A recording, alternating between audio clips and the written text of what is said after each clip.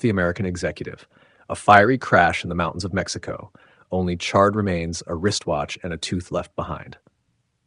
Authorities believed Madison Rutherford had met a tragic end, but one tiny fragment, just a piece of bone, held a secret so powerful it would unravel one of the most elaborate frauds in modern history. This is not just a story of death, it's a story of deception, greed, and how forensic science stopped a con man in his tracks. Before we dive in, if you enjoy true crime cases that blend suspense, mystery, and science, support us by liking, sharing, and subscribing to the channel. And if you'd like to help us continue making in-depth content like this, you'll find donation links in the description. Every little bit keeps us going. Now, let's go back to where it all began. Chapter 1: The Man Who Had It All. Madison Rutherford seemed to be living the dream.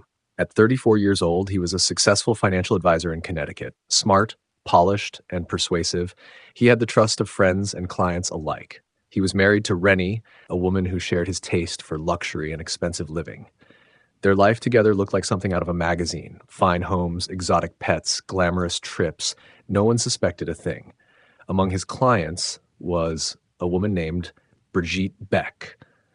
She had entrusted Rutherford with her entire life savings, close to $500,000. She even made him her executor, believing that in the event of her death, he would manage her estate wisely.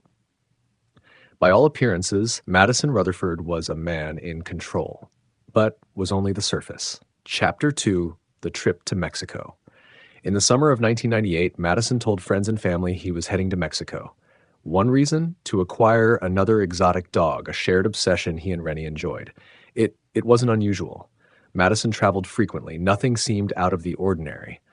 Until a few days later, when Mexican police discovered a vehicle wrecked at the bottom of a ravine near Monterrey.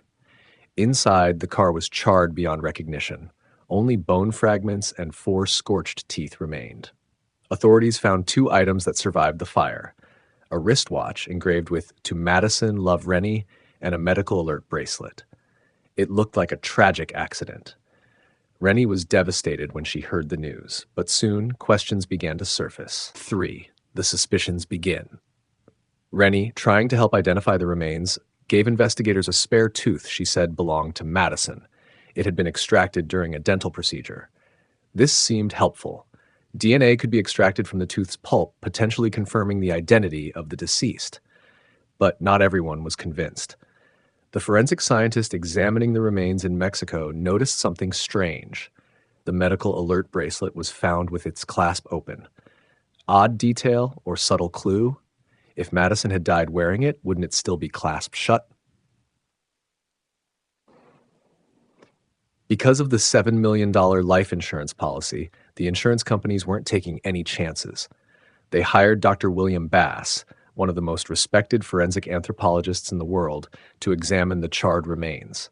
He began with the skull fragment. Something didn't add up. The top of the skull wasn't burned, but in a real car fire, especially if the body was upright in the driver's seat, the top of the head would be incinerated. That told Dr. Bass something important. This body wasn't sitting in the driver's seat during the blaze. It had been placed on the floor. A staged scene. Then he looked at the skull's bone fusion.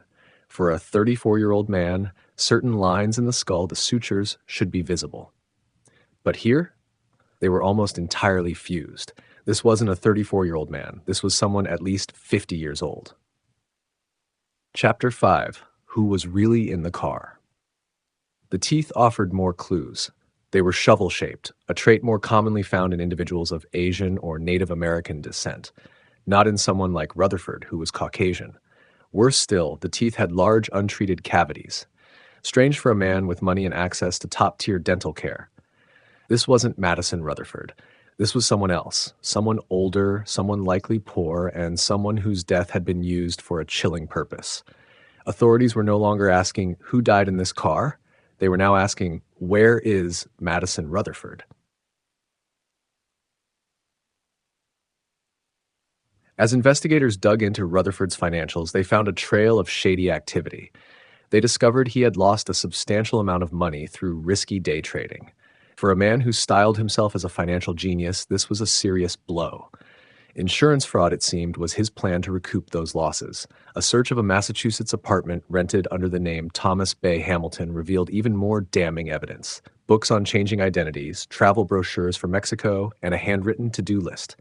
At the very top, collect $7 million from insurance. Game over.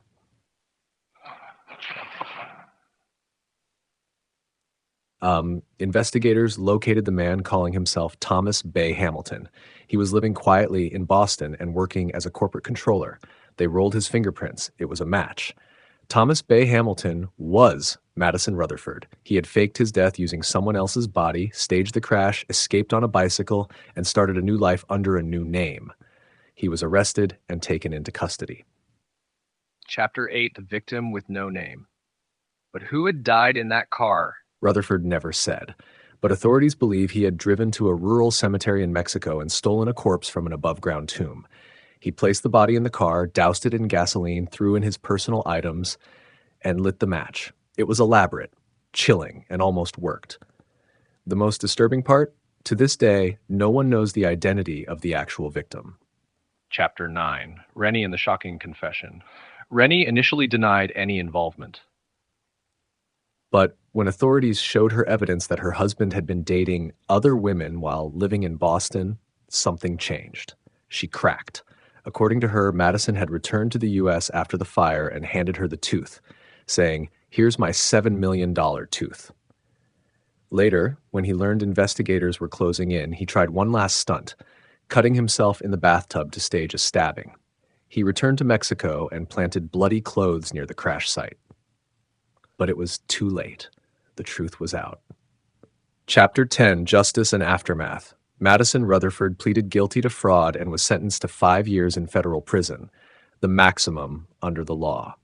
Rennie received an 18-month sentence for her part in the scheme. Brigitte Beck, the woman who had trusted Madison with her entire life savings, lost everything. Because she had granted him power of attorney, no criminal charges could be brought for the theft. All she had left was $500 in her checking account. In one heartbreaking phone call, she confronted Madison in prison. He brushed her off, coldly saying, "Let's talk next week." She never got her money back. Conclusion: the doctor who spoke for the dead. Madison Rutherford thought of everything. He found an unidentifiable body. He planted DNA evidence. He even created a backstory involving the FBI and drug cartels. But he never anticipated the power of forensic anthropology. Dr. Bass, in his analysis of bones, told the real story, a story that Madison could no longer hide. As Dr. Bass himself said, he never thought of the bone doctor. This case is a testament to science, persistence, and the fact that no matter how clever the lie, the truth leaves traces. If you found this story fascinating, help us bring more of these stories to light. Like, share, and subscribe. And if you'd like to support us financially, check out the links in the description below. Your support allows us to continue producing thoughtful, in-depth content. Thank you.